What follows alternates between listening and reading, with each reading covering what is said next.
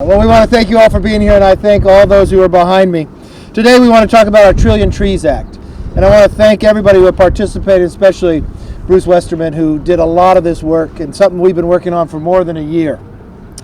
All Americans want a cleaner, safer, and healthier environment. We've made great progress in America. If you just look between 16 and 17, our CO2 emissions reduced by more than 42 million tons. That's the largest cut of any nation. While at the same time, we know this is a worldwide problem, where China has actually increased by 120 million tons. The U.S. emissions reduction since 2000 is equal to the reductions of the next 8 countries combined. We know what trees will do. It's like our own lungs, cleaning the environment. And what can we do for our own environment? This is a way to make us healthier. You know, with 1 trillion trees, that is equal to 2/3 of all the man-made carbon since the Industrial Revolution till today. And it allows everybody to participate in it. But it's not just about planting trees, it's also the enhancement of more being built with wood, holding that carbon and keeping us safer. So what I want to do now is, I would like all members, Republican and Democrat, to join with us. A lot of people think 1 trillion is a big number. It is a large number.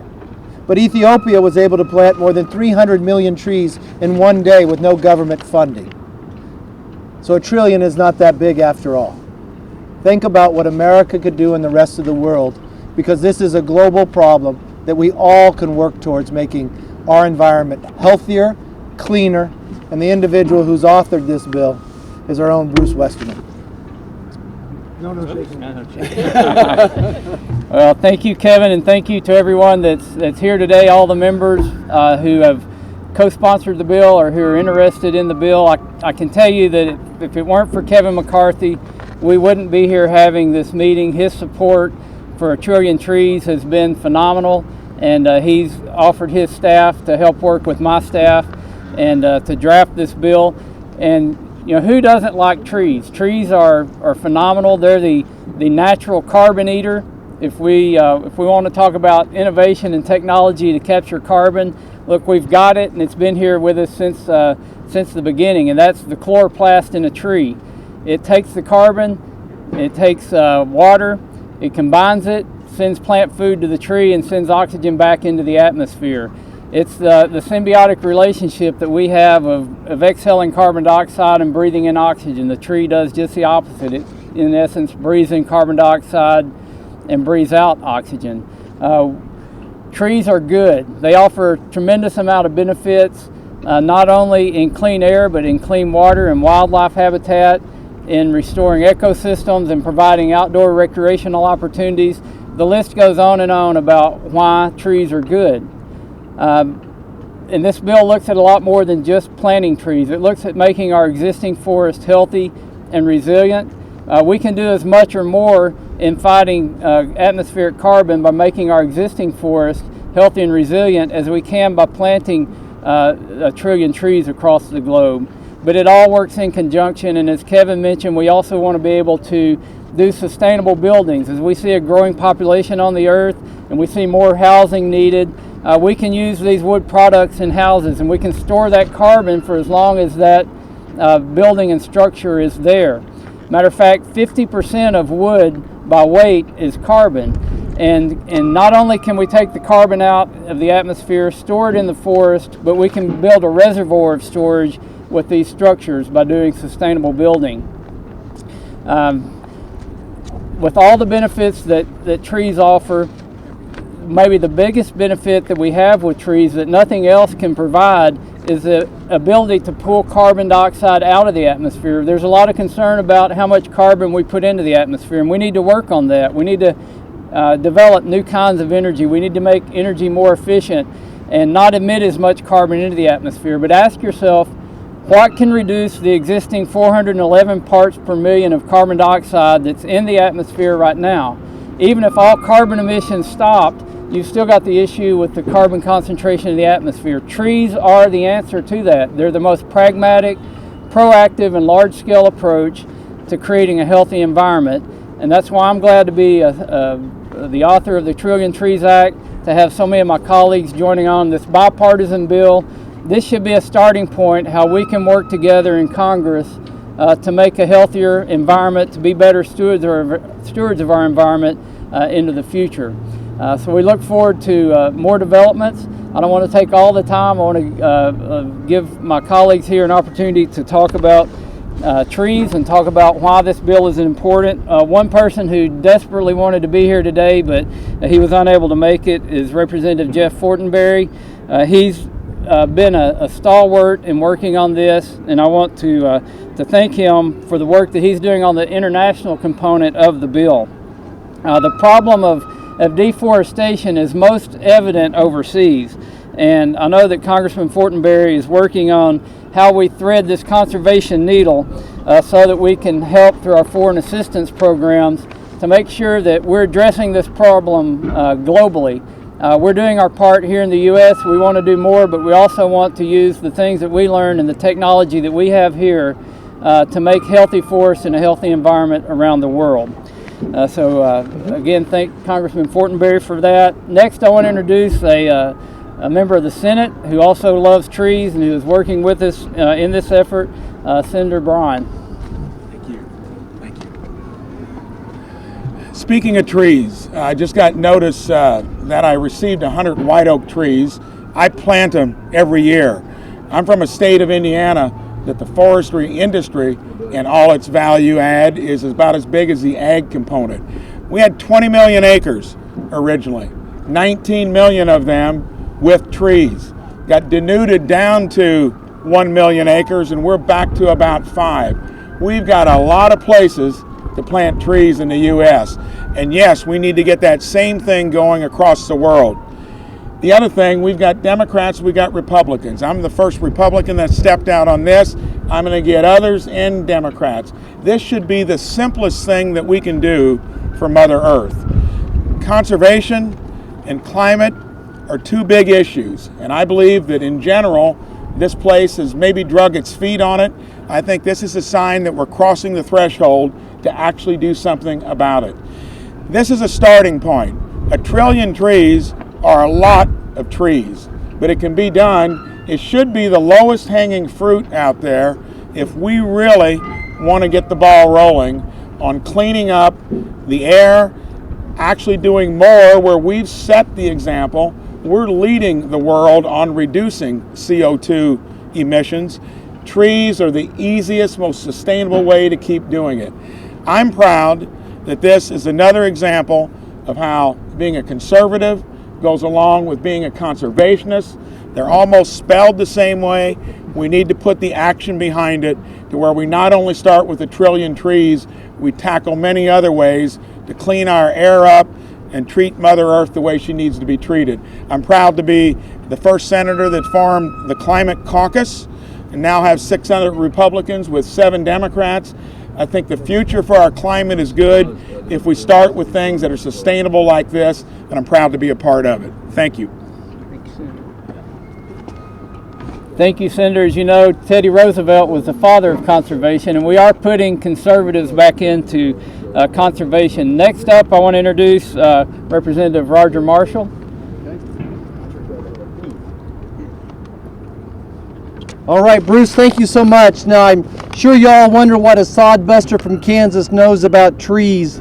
And most of you here think that the term Kansas forestry is an oxymoron. But I'm here to share that with the help of my children, many of the teams I've coached, I personally have helped plant over 20,000 trees now. These trees serve as windbreaks, they prevent soil erosion, they provide habitat, food sources, and shelter for deer, quail, pheasants, and turkey.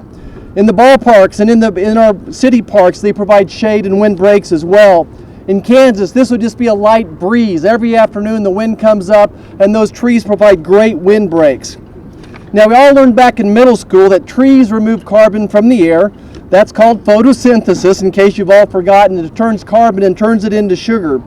And today we're here to initiate the planning to continue planting 1 trillion trees and remove years worth of man-made carbon. Actually, 1 trillion trees will remove 20 years of man-made carbon. Now, I happen to believe with all my heart that conservation and innovation will do more to impact our environment than any rules or regulations that Congress can write. And today we're here to announce a simple conservation projects that all Americans can participate.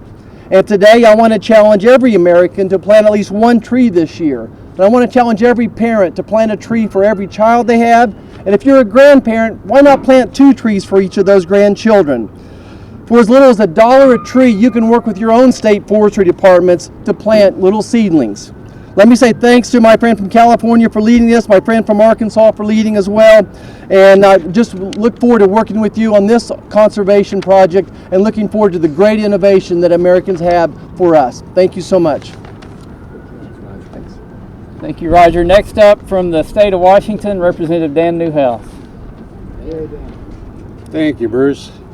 So just being inspired by Mr. Marshall, last year I think we planted 20,000 trees on our farm, so I think we're getting there. But thank you, Bruce, for having me here today. It's a great pleasure to see such a wide range of support for this important legislation. It truly is. Our country, the United States, is leading the world in carbon emission reduction, but we can always improve. So it makes perfect sense that we look at increasing the greatest sequester of all, trees. That's why I'm proud to be here with my friend, Mr. Westerman from Arkansas, a forester who truly understands this issue like the back of his hand to support the Trillion Trees Act. Not only does this legislation encourage environmental stewardship through active management of our forests, and I've got lots of support behind me, you can tell, but it will reduce carbon emissions, create jobs, and help restore our public lands to their natural health. My district in central Washington state is, unfortunately, not a stranger to the dangers of catastrophic wildfires. These fires destroy our beautiful lands, our forests, and they cause great damage to the local communities and the economies. But they also have a negative effect on our air quality, our environment, and ultimately, as everybody's concerned with these days, our health. There's no disputing it. Healthy forests are the key to wildlife preservation. And healthy forests start with healthy trees. Actively managing our forests and caring for our environment should not be a partisan issue. The Trillion Trees Act is a common sense solution, and I urge all of my colleagues to support it. Thank you very much. Thank you, Dan. Next up from Minnesota is Pete Stauber. I'm proud to be here today standing in support of the Trillion Trees Act and helping to encourage communities across our nation to properly manage our forests. For me, co-sponsoring the Trillion Trees Act was a no-brainer, as trees are nature's solution to cleaning excess carbon from the atmosphere. By setting the goal of planting 1 trillion trees globally by 2050, we are not only taking the necessary steps to naturally sequester carbon at a quicker and more cost-effective rate, but we are also investing in our forest product industry. In Minnesota's 8th Congressional District, the forest and paper industries are a vital pillar to our economy. Currently, 32,000 Minnesotans work in the forest product industry, and another 36,000 jobs are indirectly related. Most of these jobs are in my district. For many Minnesotans, these jobs are not just an occupation, they're a way of life. For generations, Minnesotans have worked in our forests, helping to support their families and boost our rural economies. This legislation will empower our foresters to properly manage our forests and improve their health, all while increasing our logging output. Communities across my district, to include International Falls, Grand Rapids, Duluth, and Cloquet, are home to paper processors. And I am confident that as this legislation helps to increase logging output, our paper companies will also thrive. I want to conclude by thanking my good friend and colleague, Congressman Bruce Westerman, for introducing this common sense legislation and for his strong leadership on forestry issues in Congress. I'm also glad to see this legislation has bipartisan support, and I encourage all of my colleagues in Congress to join us in this effort. Together, I know we can reduce carbon in the atmosphere, properly manage our forests, and bolster our economy. Thank you. Thank you, Pete. Now we have another person from the great state of Washington, Greg Walden. Oregon. Excuse me. Yeah, there are a lot of trees out there. Okay. It all used to be the Oregon Territory. That's right. And then we gave up the parts that were a little marginal. Look, I'm delighted to be here. Bruce Westerman's our leader on this. Where else do you get a Yale forestry grad leading an effort on restoring forests in America? As a representative for all of Eastern Oregon, 2/3 of the land mass, and as former chairman of the Forestry Subcommittee on the Resources Committee, and as an old Eagle Scout, it all comes together into one theme: leave your campsite better than you find it. Planting trees makes sense. It makes sense for the environment. It's something we all ought to be able to rally around on both sides. And if you want to do something about sequestering carbon, helping the environment, improving habitat, you plant trees. This is a natural. Now, having helped write the Healthy Forest Restoration Act in the Bush administration and worked on these issues for years, I can tell you, here's what happens to your national forests. They catch fire, they burn, we don't actively manage them, and after they burn, we let them rot and decay. We don't go in and replant. There are scientists that will tell you 80-85% of the carbon emissions occur after a forest fire because we don't remove the burned dead trees while they still have value and replant a green, healthy new forest to take over. This is the kind of project where we could change federal policy tomorrow, replant forests that we have as federal citizens, if you will, our federal forests, and sequester carbon and put people to work. It's a win all the way around. So let's do the right thing for the economy. Let's use traditional values in terms of healthy forests and conservation as envisioned by Teddy Roosevelt. We ought to pass this trillion tree project, get it over to the Senate, get it down to the President who will sign it into law, and we ought to do it today. Thank you. You'll never let me hear the end of that, but you can see Washington from Oregon. Next up is Dave Joyce. From the great state of Ohio. As the ranking member on the Interior Appropriations Committee and the co-chair of the International Conservation Caucus, I can think of no better way for every American to get behind something that is a common sense solution to one of our greatest problems. I encourage everyone to run out today, get your tree, and plant it as soon as possible. Thank you. Thank you, Dave. Now we have from the state of Virginia, Rob Whitman.